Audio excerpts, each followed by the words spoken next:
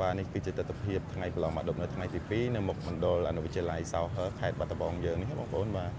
អញ្ចឹងម៉ោង6ជាងនេះបាទបងប្អូនគាត់ចាប់ផ្ដើមចូលទៅក្នុងមណ្ឌលហើយបាទនិយាយទៅឃើញទស្សនវិជ្ជាបែបនេះគឺនឹកឃើញដល់អនុស្សាវរីយ៍ខ្លួនឯងកាលពីឆ្នាំ2010បងប្អូនបាទបាត់ដប់2010បាទកាលហ្នឹងហើយអារម្មណ៍មួយហ្នឹងគឺភ័យផងអរផងសប្បាយផង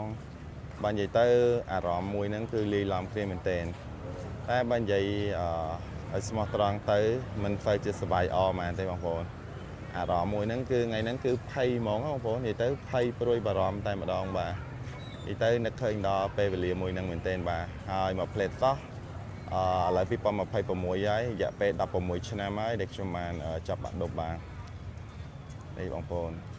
ចឹងថ្ងៃបាក់ឌុបចុងក្រោយហ្នឹងគ្មានអីទេមានតែជូនពរឲ្យបងប្អូនដែលគាត់មកប្រឡងថ្ងៃហ្នឹង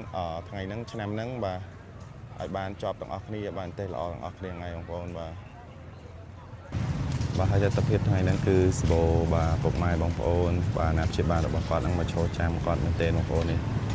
និយាយទៅមើលទៅរំភើបមែនទេបាទគាត់ជូនដំណើរបាទកូនបងប្អូនគាត់បាទដើម្បីមកប្រឡងបាទ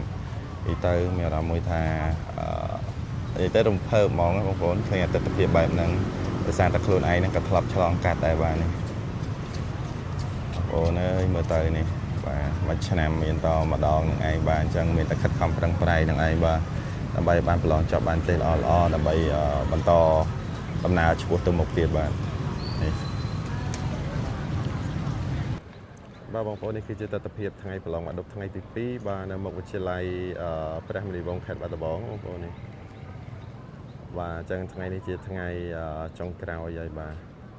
អញ្ចឹងអារម្មណ៍ថ្ងៃហ្នឹងដែលខ្ញុំធ្លាប់ឆ្លងកាត់មកគឺមានអារម្មណ៍មួយថាភ័យបងប្អូនភ័យផងសប្បាយផងអត់ផងប៉ុន្តែអារម្មណ៍ដែល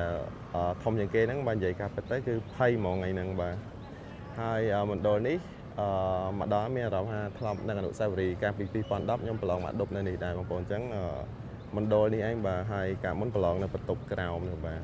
អញ្ចឹងប្រហែលជា16ឆ្នាំហើយបាទដែលខ្ញុំប្រឡងមកដប់បាទកាលពី2010បាទអញ្ចឹងនៅឃើញមណ្ឌលនេះគឺនៅឃើញការសម័យខ្លួនឯងប្រឡងកាលពីឆ្នាំ2010បាទនិយាយទៅថ្ងៃហ្នឹងអារម្មណ៍ភ័យមែនទែនបងប្អូនគ្មានសុបាយអរអីទេបើនិយាយទៅគឺភ័យយោមែនទែនបាទអញ្ចឹងថ្ងៃហ្នឹងបាទគ្មានអីទេមានជូតពរបងប្អូនបាទដែលគាត់ប្រឡងមក10ឆ្នាំហ្នឹងបាទឲ្យបានប្រឡងចប់គ្រប់គ្នាហើយក៏ទទួលបាននីតិល្អដែរបាទដើម្បីយើងបន្តដំណើរទៅមុខទៀតបាទនេះបងប្អូនទស្សនវិជ្ជានិយាយទៅភ័យកាណាដាចូលមណ្ឌលប្រឡងក៏ភ័យដែរបងប្អូនកាលហ្នឹង